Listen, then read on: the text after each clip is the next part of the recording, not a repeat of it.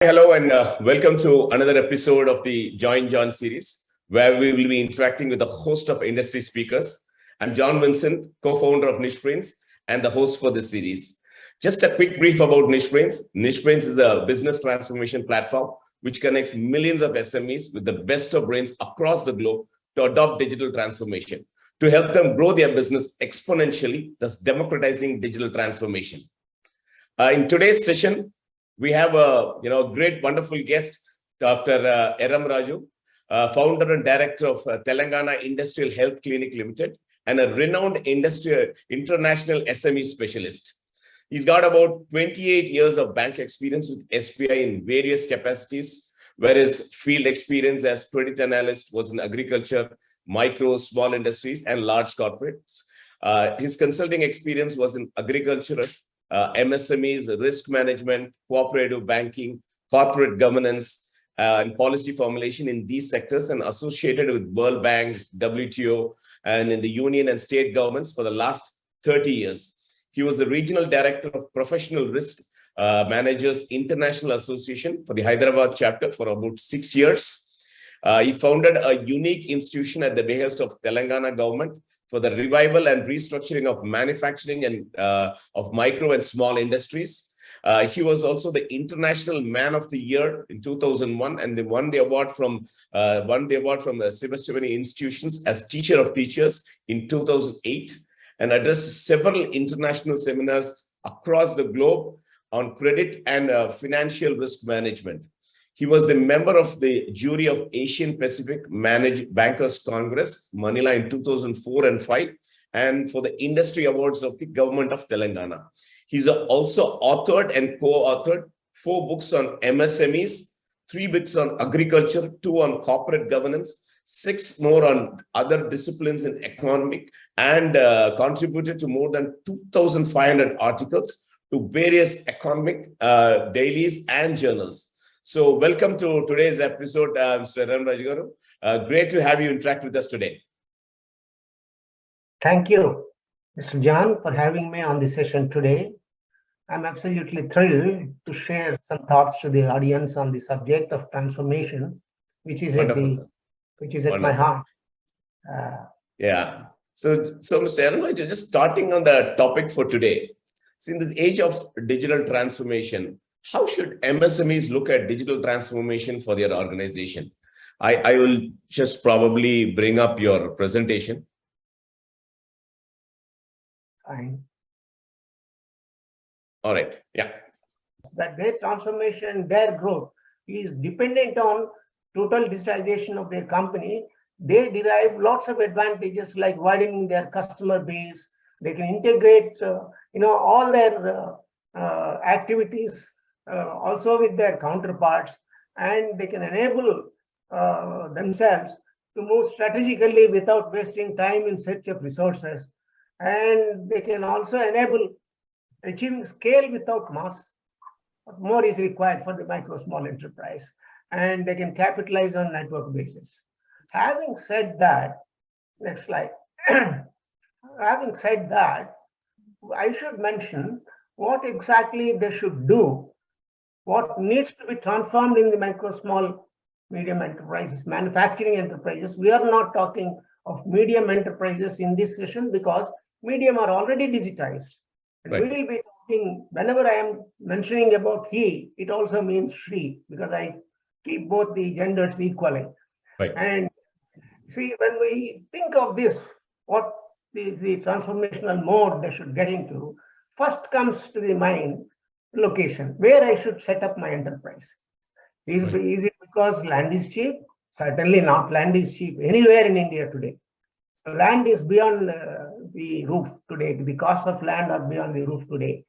But then, if location of enterprises is to be taken into consideration, would he like to have it close at home, or would he like to have it just because a friend of his asked him to locate the enterprise in a particular place, or is it going to be set up in a place where raw materials are easily available, or would he set up closer to markets?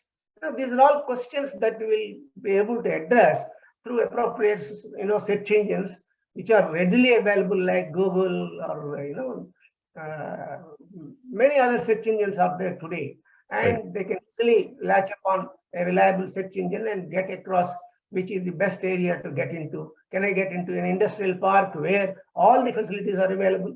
Or can I get into a cluster where all the facilities are available? What is the way in which I can set up my enterprise? The first question that can be addressed very comfortably with digitization. Second comes, for this, he should have an open mind and he should be having the knowledge. At least he can get it by learning and listening. Neighbors, to the experts, and to institutions like you can latch upon for handholding. And then ultimately, he has to develop a business development strategy. What I found in most of the MSCs is they just have a little money, they have a product in mind, they just get into it, and then they think of doing business. That's not the way to go about for a micro small enterprise.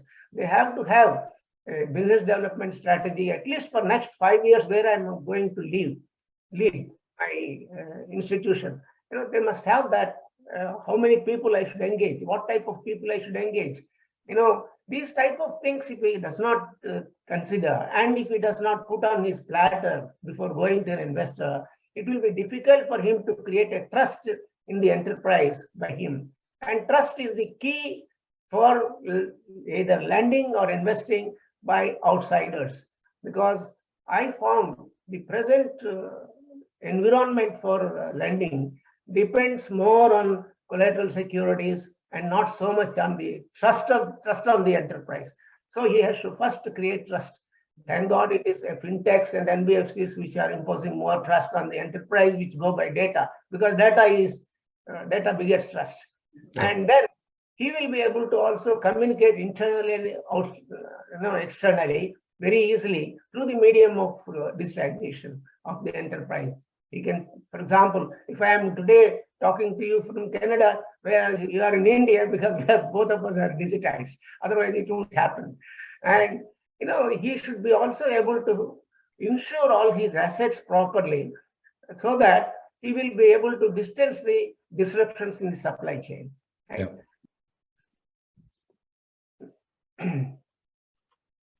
You have different types of enterprises, and these enterprises are micro small. They are mostly like seeds. Like biological organisms. A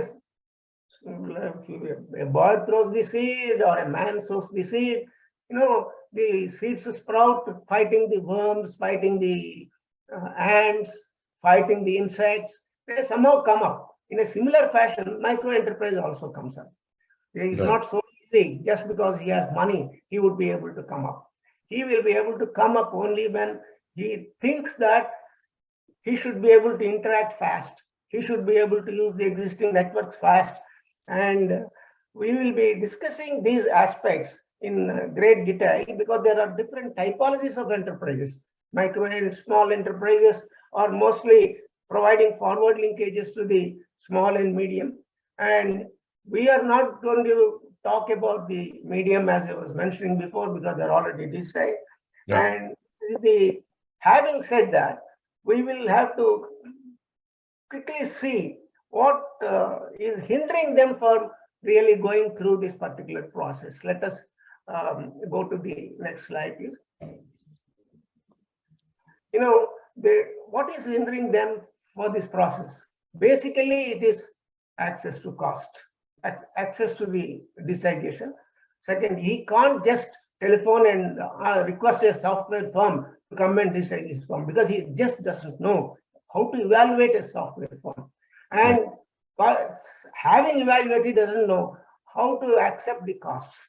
Because he may quote some touching his roof. After all, he has ₹1 crore investment, and if he invests half of it in land and half of it in software, what else he will have for running the enterprise? Therefore, it's very important for the enterprise to really think what is around him that is really kicking off for digitization. It is here, there are quite a good bit of chain movers that have been introduced during the past few years by either the state government or the government of India. When I say change movers for digitization, it is basically networking.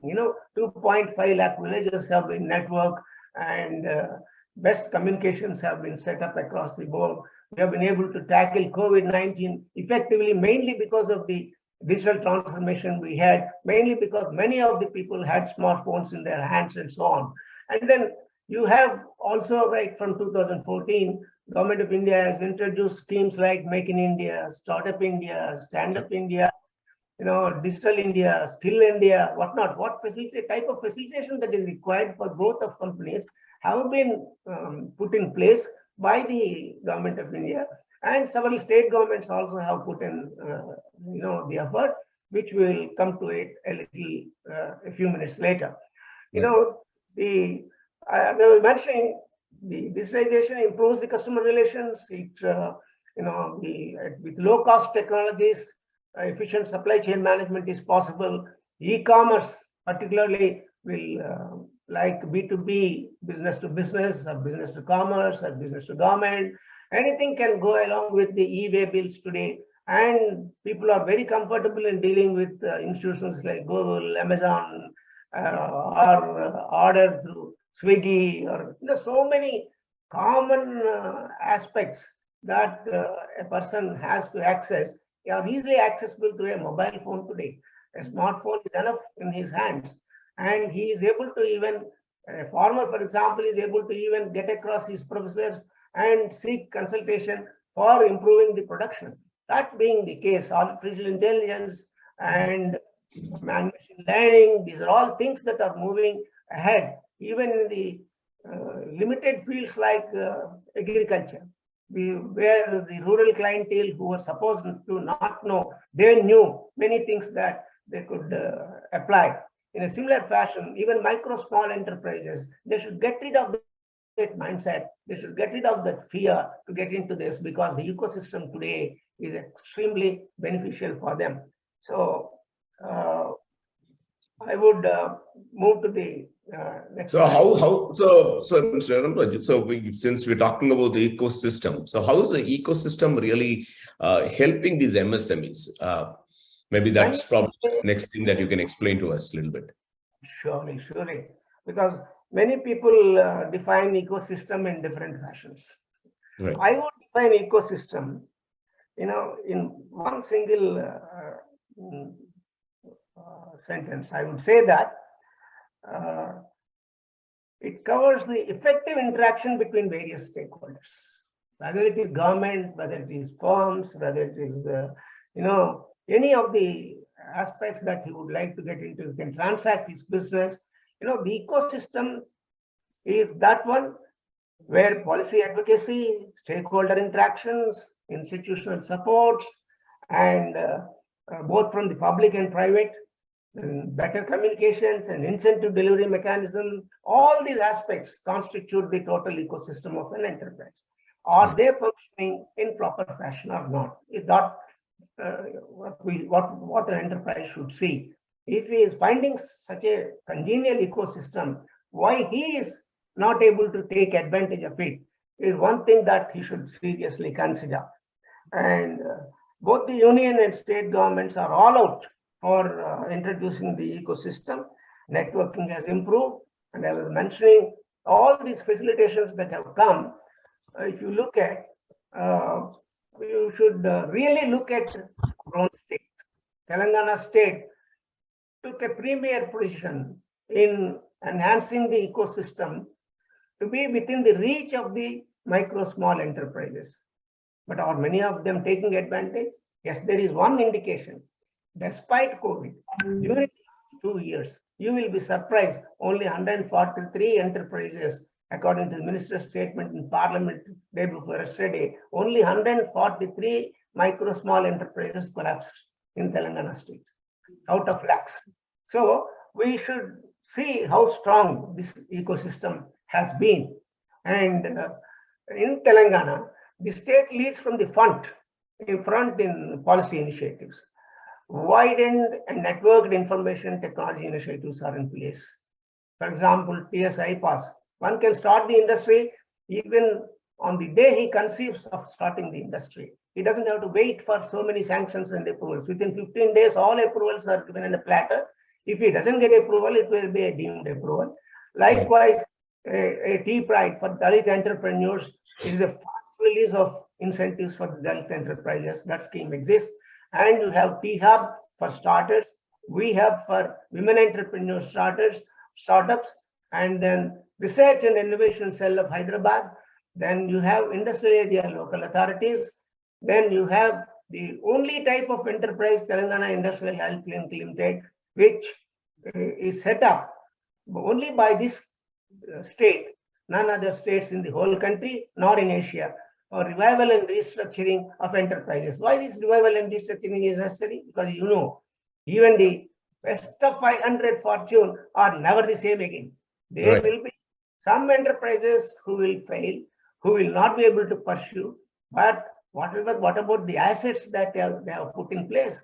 Why should they go waste? There must be a scope for either the entrepreneur reviving or for sale of the enterprise to somebody. Some effort must be there in that direction.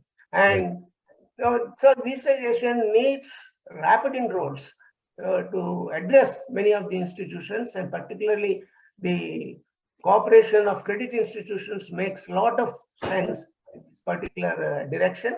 And the enterprises should be at least cost. This is an area where I think some more effort needs to be done.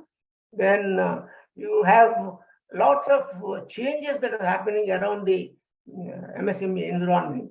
Like, you know, there are trade receivables, e-discount system like TREDS. Then you have the factors, you have various other interventions made by the government to make the ecosystem function very efficiently. Even Reserve Bank of India has lately put in the account aggregators, mainly to address the issues of information asymmetry. And that means the information I have as an enterprise, the financial institution may not have. The information one financial institution have may not be the other institution may be having, and or may not be having. Therefore, the bridge between the information lag will be addressed by this account aggregator, and there will be confidence for the lenders to lend to the micro and small enterprises through this medium. And then moral hazard will also get reduced automatically when data gets generated, because when data itself becomes strength. In fact, I recall what my MD Ugro was mentioning to the Economic Times the other day. He said the future world is going to be data security.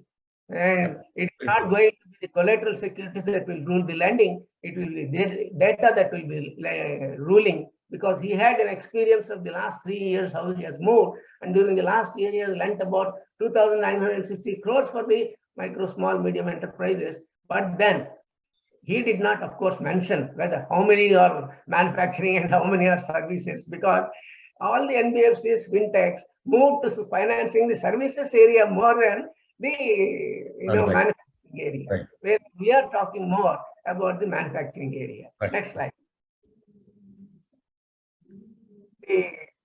Having told about the pride of Telangana, I must mention the real pride of Telangana is in the revival and restructuring process, and that institution is Telangana Industrial and Health Limited. It paves the path for manufacturing MSEs to transform. Manufacturing MSEs to transform to not merely digital forms, transform in terms of strategies, transform in terms of the growth, and create confidence in the other lenders that they can lend to this sector more comfortably. Wonderful. Very good, sir. So, since you've been, working with, on the THSC panel, you're one of the core persons who's instrumental. So I'm sure you would have had some case studies with respect to some specific industries with the micro and small industry specifically. It would be great if you can give us some couple of examples as to how the transformation has helped these micro and small industries. Yeah, very right. Let me just tell you a case study of this Telangana Industrial Health Limited, which has transformed 334 enterprises of this genre during the last 4 years, without itself having to invest a lot of financial resources. It may have lent money to a few industries, but majority of the industries have been revived more by introducing strategies, moving ahead with them, hand-holding them, counseling them, and so on. The one example I can straight away give you is the case of SURYA Industries of Pashamelaram. A woman entrepreneur manufacturing PVC pipes, manufacturing PVC spiral wire, manufacturing a PP sheet, bookbinding, etc. And this firm is working with barely 9 workers. It approached the APSFC, in those days, State Finance Corporation, in 2014 for investment credit of 2.25 crores. But then they had given 1.5 crores.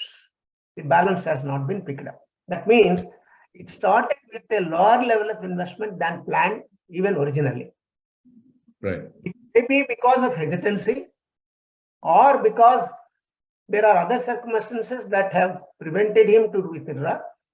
Institutionally, there might have been some lags by the SFC to release the rest of the amount. Whatever way the reasons, he has invested low. Right. And the moment he was referred to us by the SFC itself, that this fellow is becoming a non-performing asset, can you do something about it? The first thing we insisted on the enterprise was, are you prepared to digitize? Right. Then he said, tell me, sir, what I should do, how I should approach. So we have attached to him one firm, software firm, who could sit with him, customize his resources, set up a consent-based ERP architecture of very low cost. And that cost, we said we would make it part of our investment in the firm. Right. We have given 25 lakhs to him, whereas that equal amount was amount of subsidy that was lagging behind for delivery. With this 25 lakhs cash that he had in mind, he was able to clear all his EMIs and create confidence in SFC that this firm need not be put to bankruptcy. Right. They can be trusted for growth. This confidence we have given after having done due diligence about it. The firm can run. And why do you throttle the firm? And we are there behind it. So we handheld the firm, we counseled the firm, and we allowed it to work in a manner that it could realize the cash flows as projected earlier, with the result within 6 months, whatever that it could, capacity utilization it had earlier, just about 50%, it moved to 100% within just 1 year, within just 6 months, and with a small bridge loan of 25 lakhs given to it. Wonderful. The saga of SURYA Industries. Wonderful. In the case of another industry, a similar unit, which is a Deccan pulverizers unit, placed located in Targondapalli, a rural area in Mahabubnagar district. And this is also by a woman enterprise. You'll be surprised. And she approached us, telling that she is manufacturing, silica potash powder from quartz or feldspar mineral stones, and she is employing 27 workers. Her husband is associating in marketing of the products, and that there is severe shortage of working capital that has pulled them down. In addition to that, they also face the problem of pending resources with the government, incentives with the government. So she requested, why don't you speed up the resources that should come from the government? We said, yes, we will try our best, but in between, for immediate relief, we will provide you critical amount funding. Okay. What critical amount funding? Whichever makes it run the enterprise immediately. Right. Within 24 hours, we have sanctioned critical amount funding of 25 lakhs that with a reduction in rate of interest, because for women entrepreneurs, we charge 1% less. At 9% in those days, where the banks were giving at 14-15% and SFC was giving at 17%, and with a penal interest of 2% over that, she was able to get it at 4% less this money. That's at good. 9% she got the money, and she was able to immediately revive her enterprise. She paid off the EMIs, she revived the enterprise, she created confidence, and she was able to touch another commercial bank for working capital. So working capital came through, and her 50% utilization could come through, even though the firm faced a natural calamity when some of the part of the sheds have been really ruined in the natural calamity. They have to rebuild the sheds, put the entire capacity to full utilization, and within 6 months, the capacity utilization moved to 80%, and within the next few months, they are touching 100%. Their turnover moved from 90 lakhs to 145 lakhs. And this is the stock of another enterprise. There are a number of enterprises where such help has been rendered by the TIHCL. And you may be knowing what is the greatness of this institution. Yeah. Wonderful, sir. Wonderful. Good to know, sir. These case studies which you have done. So, any final thoughts for the audience to take away as well, sir, today? Yeah, I would say data and due diligence are going to play the vital role for an entrepreneur to really go about. When the TIHCL started, we started basically with trust. Whoever comes to us, listen to him, believe him that whatever he is telling is truth until he proves wrong. He or she proves wrong. And the diagnostic studies that we do, the collaboration with the primary lending institutions that we do, the hand-holding, monitoring and counseling that we do through consent-based DRP solutions, as we have done for the case studies I have mentioned. These are all the interventions that have become successful. And the way forward, therefore, lies for the entrepreneurs in first changing their own mindset. Right. The first thing that they should, next slide. See, access. How does he access a software firm? I'm sure, I don't know your experience because you are a software guy, you will be able to easily telephone Microsoft. Who is the right guy to telephone, you may be knowing. But as a micro small enterprise, he can't get through any medium or big software firm to help him in digitization. Impossible. So the best way is there must be a government intervention in this area where they could find a bunch of startups to work with micro small enterprises, to sit with the enterprises, handhold them for this with the software, make sure that the supply chain, after all, a pharmaceutical firm manufacturing medicines or tablets. A small example. And thoughts are required. Screw type caps are required, bottles are required. All the three components are put into micro small enterprises. Right. Therefore, the supply chain of the large firm is front-ended by micro small enterprise. This front-ending of the supply chain, if the front end is not working properly, how do you expect the supply chain? Right.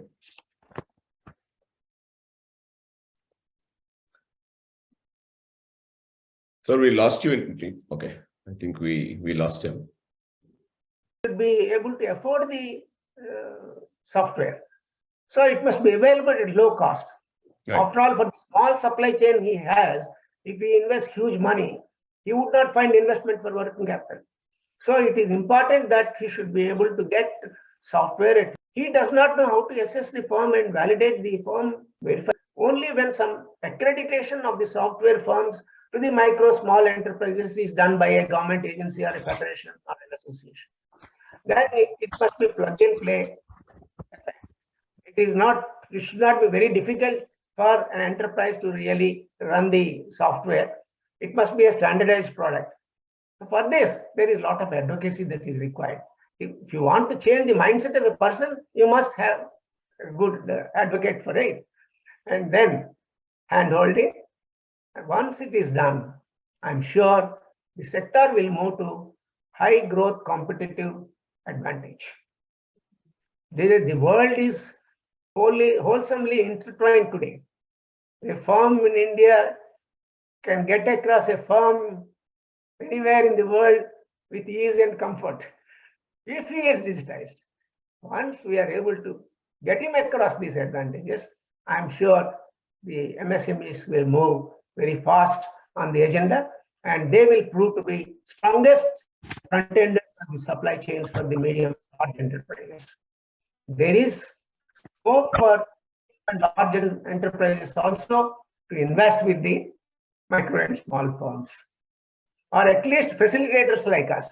Thank you very much for the opportunity. Thank you so much, sir. So I'm just quickly, summarizing some of the thoughts that you've shared with us. So one you're saying is that SMEs are pretty much spread in every sector of the economy, and they are the seed enterprises, right? So they have actually a supportive ecosystem from the union and the state governments to digitize their transformation paths.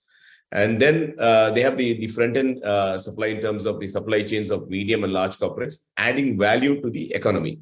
So what they require is probably easy access advocacy and customized standard solutions at low cost and handholding to probably move fast on the transformation path to growth. Obviously, the data builds trust and makes stakeholders help them grow, and trust biggers trust, right? So that were some of the thoughts from you. So thank you so much, Mr. Yerram Raju, for sharing your insights today with us. With that, we'll open it up for a few audience questions. Wonderful.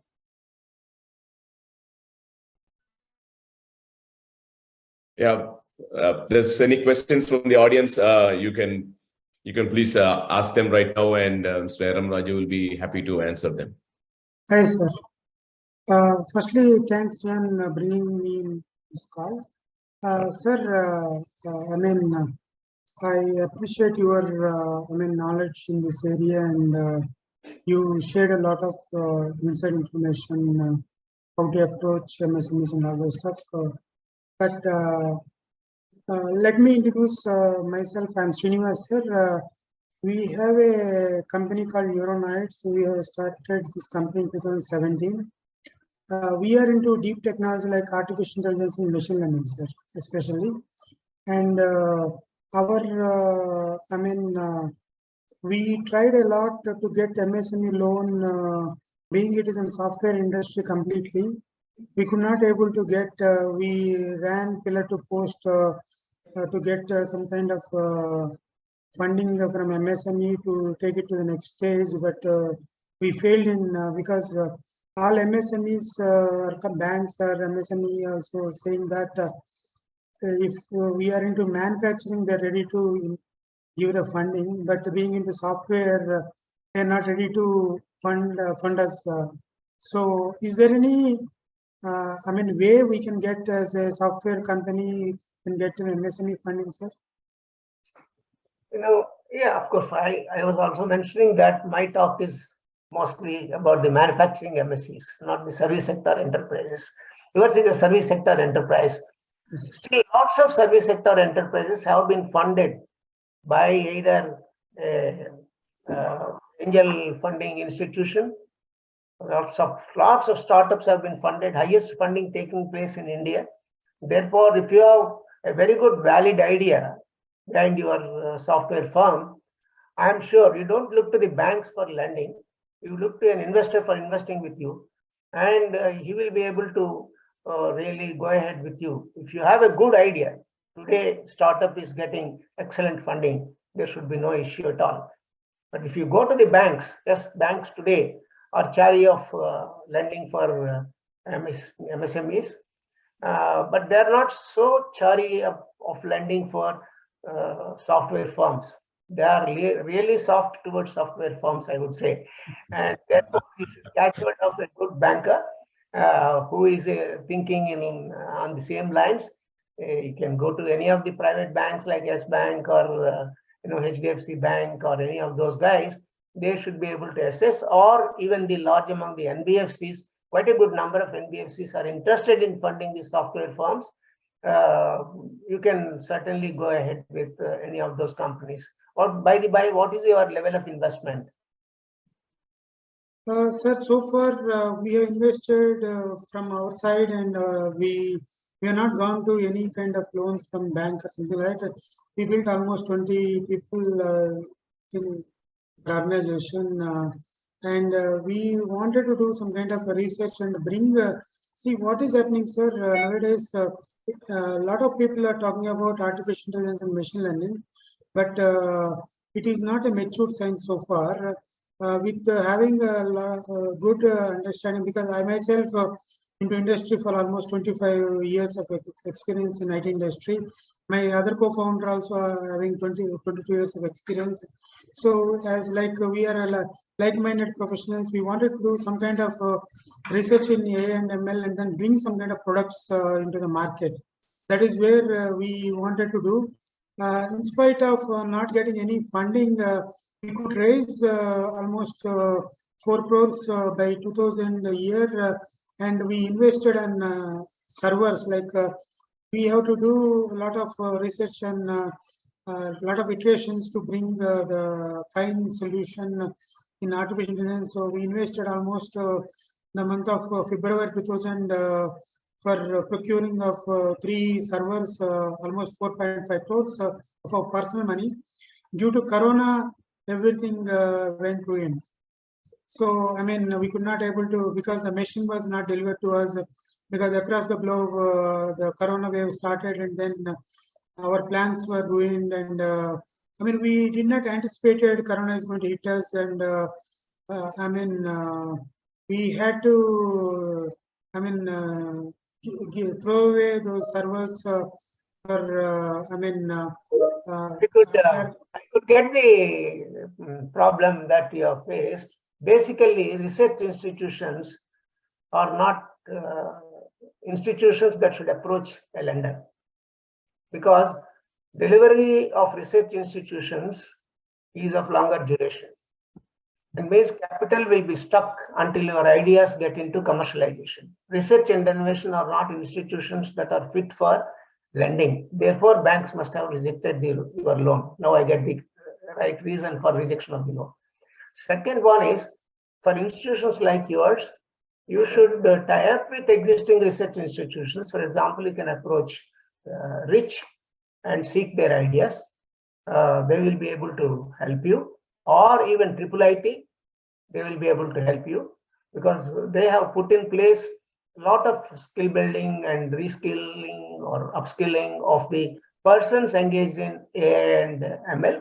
And I'm sure you will agree, putting servers is a very costly affair. You should have gone to cloud. And cloud can be hired today. It need not be owned by. And reliable cloud facilities could have really taken you much farther and faster. Of course, there may have been some issues in reaching out to the people who can set up these facilities for you.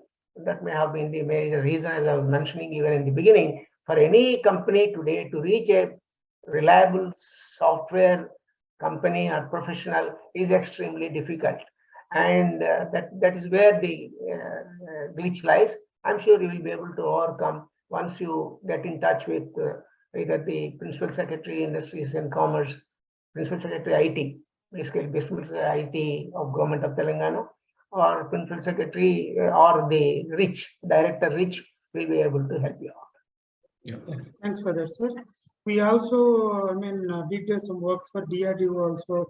They got, I mean, they are facing some issues, so we developed and gave the solution. And they asked us the proposal also for implementing that across country. We gave the proposal, but now what happened is they were trying to do from Delhi headquarters. They shared this proposal to Delhi headquarters. They were trying to do that at pan-India level. So I don't know how far we're going to get that project as well. Now, so like this, we are trying our level best to approach research organization like DRDO or something like that. and they are also appreciated our solutioning and all those stuff. But what happening is we are facing a lot of issues because of funds crunch, and then a lot of investments we got in from the known sources from families and friends circle so far. So this has become a very burden factor for us. Thanks for your advice, sir. Yeah. All right. Srinivas, I would also suggest, if there's something further, probably, we can connect you offline also with Mr. Yerram Raju, probably later, beyond the session too. Right? Thanks. All right. Yeah. Anybody else has a question, please? Sir, this is Lakshmi here. I have a question. Unfortunately, my video seemed to be not working. So my question is, having observed you closely, not just through this session, but for quite many years.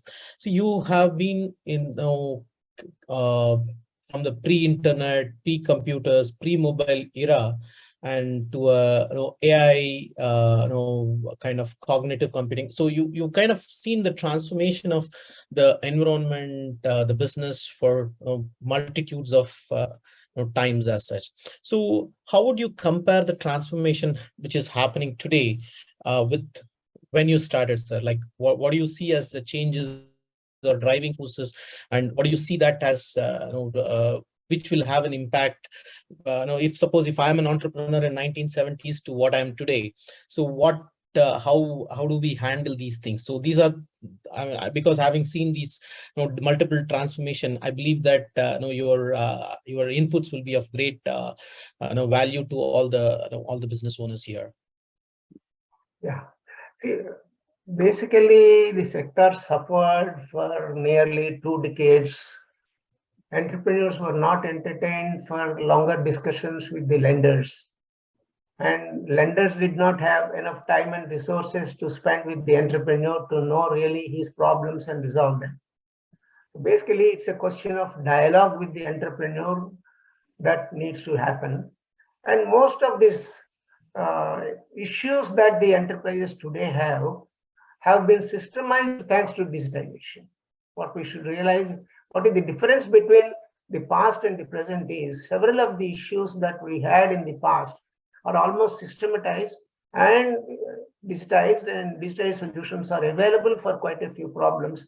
But where the solution lies is not within the reach of the entrepreneur. So what the people like us who are working in strategy should do is to take them, handhold them, and tell them that this is the area, this is the person, this is the institution where you can get your facilitation. If we can do this simple thing, I'm sure quite a good many will turn their corner. This is what exactly we have done for the firms that have come to us. The second thing I would suggest, as I mentioned in the way forward, is how best we can reduce the cost of these software applications really within the reach of the entrepreneur, and then what difference he finds when he has to put up a server for this thing, or when it could really go through just a mobile application and an app would do, or whether he has to keep in cloud solutions, or the internet is enough for him. Because we have seen ourselves during the conversation 2-3 times we had interruption on the internet, and therefore it's not as though that everything is hunky-dory with the digital solution will give. There are some glitches which we have to overcome, and which we will overcome when the scale takes place. And every micro entrepreneur would like to move to the next stage. And how do we facilitate him to the next stage? Likewise, every small enterprise would like to move to the medium stage. How we can handhold him to go to the next stage? What are the facilitations and how much time we can use? Because I can tell you with my experience, no micro enterprise has got any vision document with him, or he has any idea of what next 5 years is going to be for his product. He does not have that whether he should move from the sector to another sector, he does not know it. Therefore, there are many issues like this which we should be able to really help. But then during the past few years, government has put in a lot of measures, and it has come up with a lot of apps like Samadhan portal or RAM. There are easy access for the governmental facilitation. All these things have come about for the entrepreneur. Right. That's fantastic, sir. In fact, I think that's very, very valid points you have mentioned. As you rightly said that the MSME, MSC owners are stuck with the day-to-day challenges. And that's exactly we try to address in nicheBrains is that we start with assessment as to where they are and then where they want to go. And then we provide access with the global experts who can help them to reach the goal and then at an affordable engagement. That's the kind of effort that we do, apart from various other initiatives which exist in the ecosystem. Really appreciate sharing these thoughts with us, sir. Thank you very much. All right. Thank you. I think we are already overshot the time, but I think we had some good question and answer session as well with Mr. Yerram Raju.